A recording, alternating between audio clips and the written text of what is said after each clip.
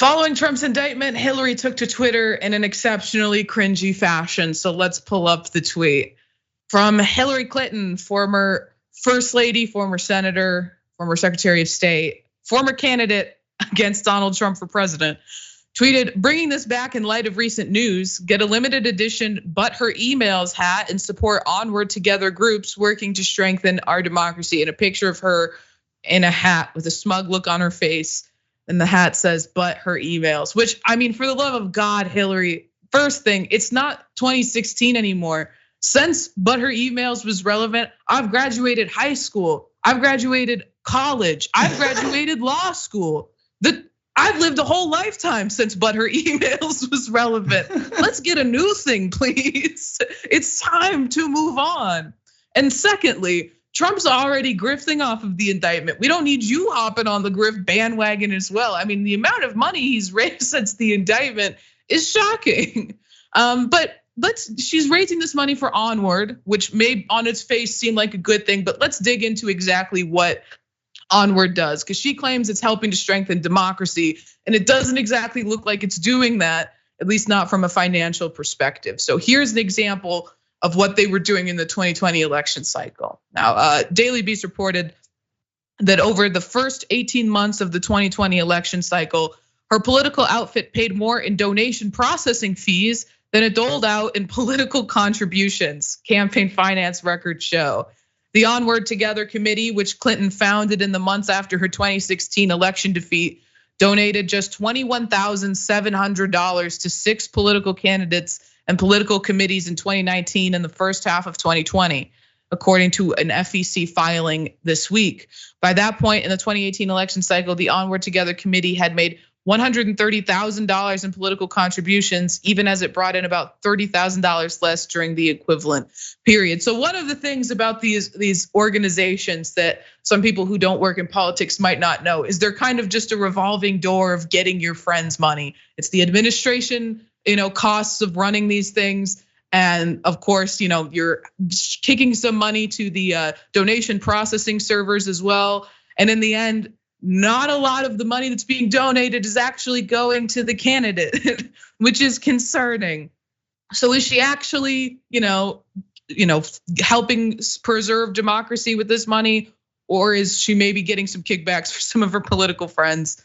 That's for you to decide. But let's also talk about the fact that, maybe you wouldn't be, regressed down to just making snarky tweets about Trump. If you had run a better campaign in 2016, for the love of God, you could be the president instead of just making snarky about her email tweets. She wouldn't be in a position to be embarrassing herself in this grifting fashion. And she could have won. She should have won. And yeah. I'll be the first to say that one of the reasons that she didn't, of course, was sexism. I'm not going to claim that it's all entirely her fault, but a good chunk of it is her fault, especially that she missed what was happening in the Rust Belt. So let's pull up this headline from The Atlantic.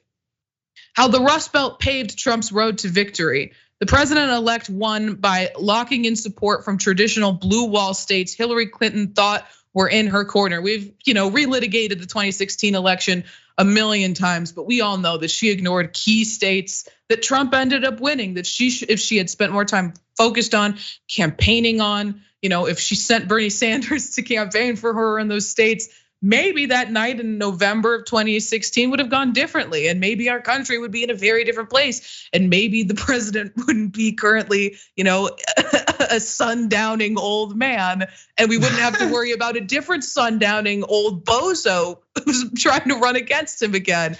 I mean, Jackson, it's just, I don't know, maybe that's all she has left is this petty sort of grifting stuff. Her career in politics is over. I think, first, I think it's important to point out that Hillary Clinton is you stated, is exceptionally bad at campaigning. Not only did she lose to Donald Trump, but keep this in mind, before she lost to Trump, she lost to a black man who no one had ever heard of before. That's pretty significant. You know what I'm saying? Like that, there's a lot to be said about that. But also, it's just hilarious because this whole Hillary Clinton, Donald Trump kind of represents like an entire decade of politics in this country. Because as you pointed out, you graduated. I guess I'm like 5-6 years older than you. I graduated high school in 2010. But when I first moved to New Jersey in 2016, when all of this was taking place, and I have grown up I'm 31 years old now. I was 24 when this was first going on. So. No one can seem to take these people out of their minds, like Fox and Friends. Anyone who's talking about Trump indictment, what are they saying? Well, Hillary's emails. Well, look at Joe Biden. He had documents too, and they keep bringing it back to these people who basically represent a failed era. Hillary Clinton is basically the representation of the new Democrats that her husband, Bill Clinton, put into place. A representation of an era that is no more. So I'm not surprised to see her doing this, but. I mean, even before, like, we're still seeing articles like, is Hillary Clinton gonna run again? I mean, right. I haven't seen one of those for a couple of months now. And of course, she's not gonna run again. But just millions of people in this country cannot get beyond the 90s, basically, is what it seems like to me. Right, and and I do want to say, it's also the Republicans, like you pointed out on Fox News, they're still talking about the Mueller report. That's an era ago. I don't even. Robert Mueller's name means very little to me at this point in our political history. I mean, for the love of God, these people need to learn how to move on.